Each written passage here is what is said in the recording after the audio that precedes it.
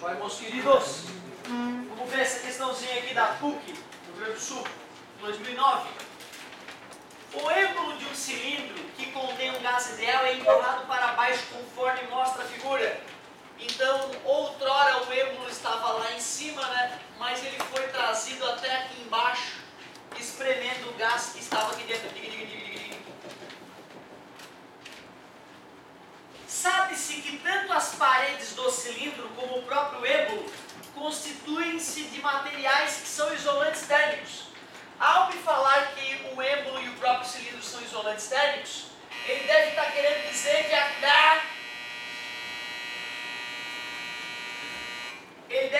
dizer que não vai trocar calor. Eles devem estar nos falando que a transformação ocorrida pelo gás é adiabática, acredito eu.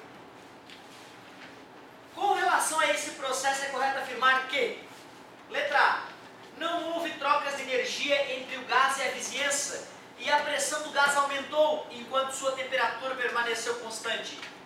Olha, não houve troca de energia na forma de calor, mas quando um gás é espremido, ele sofre trabalho, e trabalho é energia.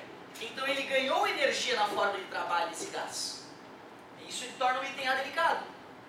E dizer que é isotérmico é estranho, porque de acordo com a primeira lei termodinâmica, o calor que o gás recebe parte e realiza trabalho, expansão, e parte varia sua energia interna. Se ele disse que o gás estava isolado termicamente, então o calor é zero. E se ele disse que o gás foi espremido, o trabalho é um número negativo. O número negativo joga para o outro lado da igualdade e vira um número positivo. Assim eu sei que a variação de energia interna é positiva. E logo eu posso concluir que a temperatura aumenta. Se a energia interna ficou, variou positivamente, a temperatura aumentou. Ele falou que permanecia constante, então tinha dois detalhes falsos aí no item A. Letra B. Não houve troca de energia entre o gás e a vizinhança, não houve troca de calor. Energia foi trocada na forma de trabalho. E a pressão e a temperatura do gás permanecem constantes. A pressão tem que aumentar, a temperatura tem que aumentar também.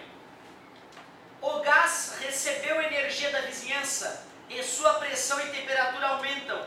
Sim, o gás recebeu energia da vizinhança na forma de trabalho. E por isso que a temperatura aumentou. E se eu fosse pensar no P vezes V sobre T, também teria que aumentar a pressão. Eu aceitei o item C, mas na humildade eu vou analisar os outros. Letra D. O gás recebeu energia da vizinhança, verdade. Sua pressão aumentou e sua temperatura diminuiu. Eu já provei matematicamente que a temperatura aumenta. Bom. Letra E.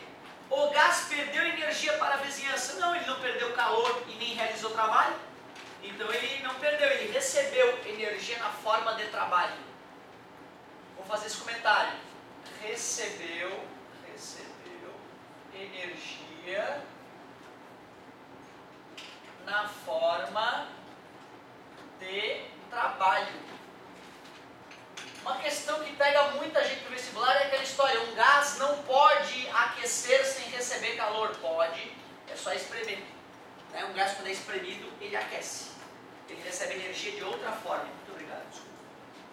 É possível. Qual é o gabarito que ele fala? Ele está dizendo que é a D, mas não sei, o rei do erro pode atacar a qualquer momento. Deixa eu analisar de novo. O gás recebeu energia da vizinhança. Concordo.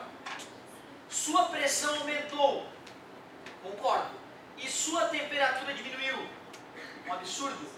Um gás, ao ser espremido, sem poder perder calor para o ambiente, ele tem que aquecer. É assim que funcionam os motores diesel. Então eu estou muito confiante dessa vez eu vou errar. É C mesmo?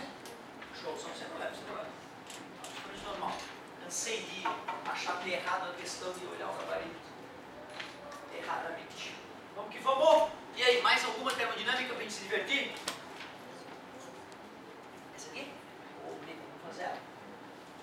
Prepara aí na página 378, a questão 10 da URGS. Trilegal estudar na URGS. Que vamos!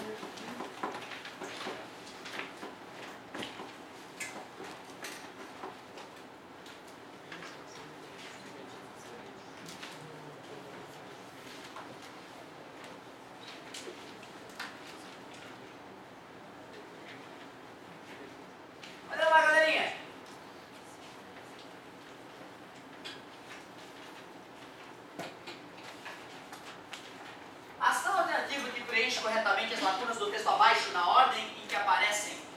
Não custa eu esboçar o diagrama aqui para poder falar da questão melhor.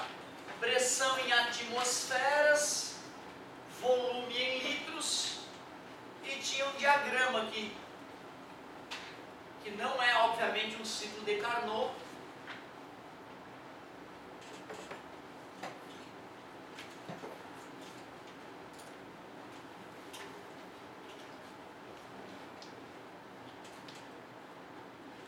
Ele deu o nome aos pontos aqui, ponto A, ponto B, ponto C, ponto D e ponto O.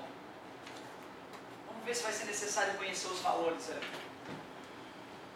A figura abaixo apresenta simplificadamente o diagrama PV, sendo P dado em atmosferas e V dado em litros, para um ciclo de uma máquina térmica que opera com um gás ideal.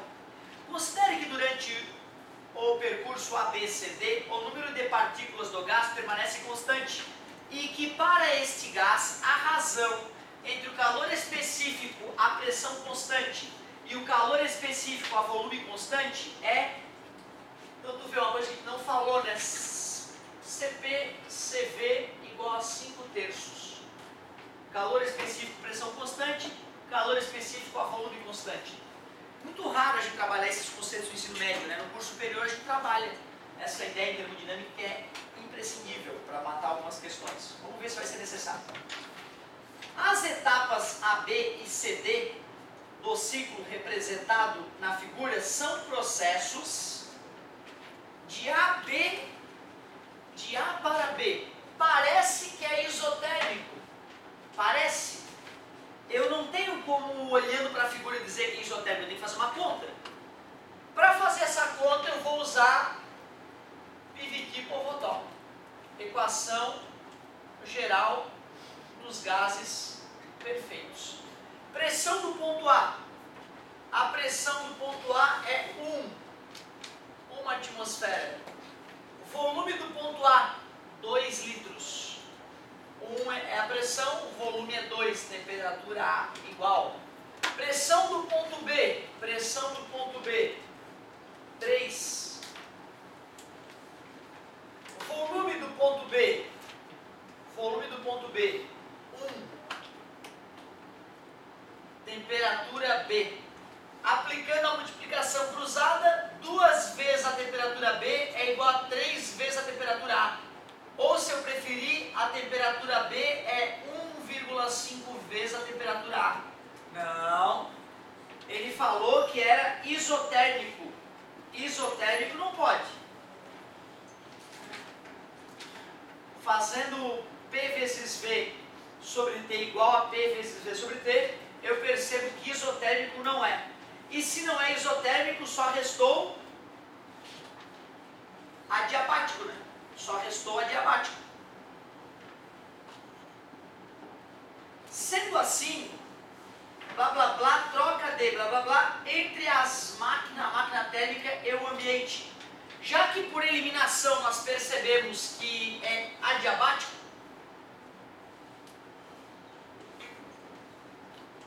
por ser adiabático, não há troca de calor, né? Então é só a gente ir na alternativa que fala que não há troca de calor. Adiabático, não há troca de calor entre a máquina e o ambiente. Letra C. O outro não há, diz que há troca de calor, e no último diz que não há troca de trabalho. E o trabalho é só se for isocórica, né? Então não há troca de calor. Adiabático significa isso, que é a letra C. Olhando para o gráfico, parecia que era isotérmica. Então assim, cuidado, gente. Quando eu fiz o ciclo de Carnot para ti, eu desenhei na mão as isotermas, né, e afirmei, ó, são isotérmicas. Mas o vestibular, ele é sacana. Pode acontecer do cara fazer uma transformação que tu vai jurar que é uma hipérbole equilátera, mas tu definir no olho se é uma hipérbole equilátera ou não é muito arriscado. Faça a continha para garantir que é isotérmica. Bonitinha a questão, perigosa mesmo. Que vamos. E aí, mais alguma? Fique à vontade. Se não há dúvidas, eu vou aproveitar para a gente dar uma revisada em eletrostática, que faz tempo, né? E depois aproveitar para migrar para eletrodinâmica e te mostrar que ideias importantes da eletrostática eu preciso para a gente começar a trabalhar eletrodinâmica.